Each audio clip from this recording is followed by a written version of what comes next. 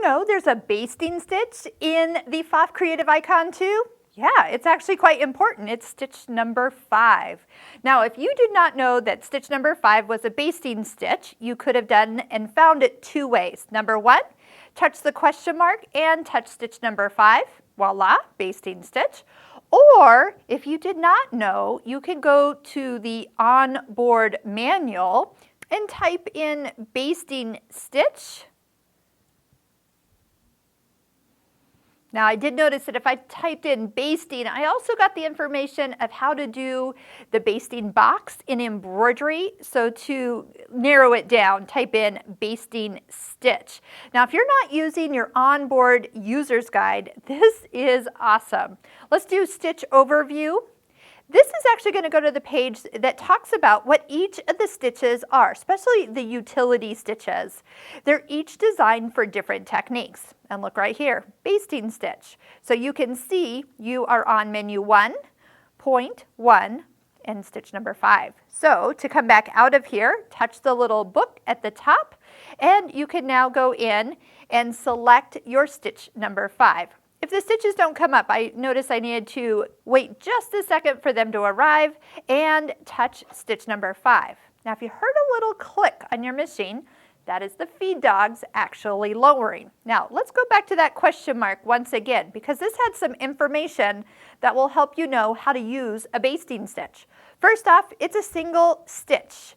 You will be determining the length of the stitch manually. So it's going to take a couple stitches and then stop, and then the foot will come up, and then you're going to move your fabric. So you could have a basting stitch that's this long or shorter or longer, you pick. So that is super easy. And let's take a look at stitch edit here.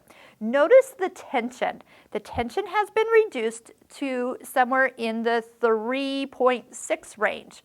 What does that mean for you? That means that the stitches are going to be easy to pull out from the back side. By reducing the top tension, the bobbin thread is going to pull it down to the back side, allowing you to pull that bobbin thread out super easy when you go to remove it. That's the idea, right? A basting stitch that would be holding in place until it needs to be removed.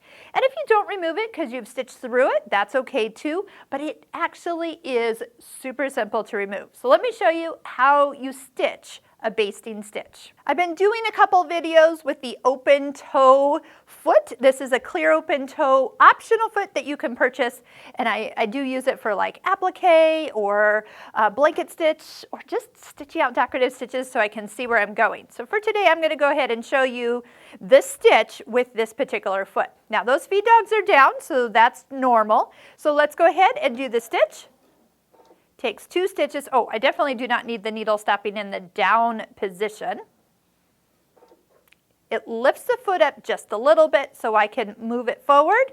Take a couple stitches, lifts the foot, drag your fabric, couple stitches, and that's how you know when to move the fabric. So you get 2 stitches and then an easy remove. So then you can pull it, and that's why you get to control the length that you want it to be, long stitches or short stitches. So I am activating the foot control each time I want it to take a stitch. Now I'm going to show you how easy it is to remove. Oh, I have white thread in my bobbin.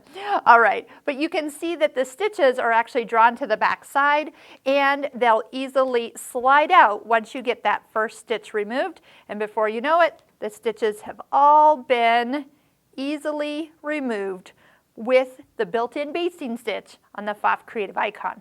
Now, if you want to learn all the stitches that are in this machine, make sure you check the links below. We have a complete playlist of all the sewing videos and the embroidery videos that you can watch from the beginning, kind of binge watch and master this machine from beginning to end.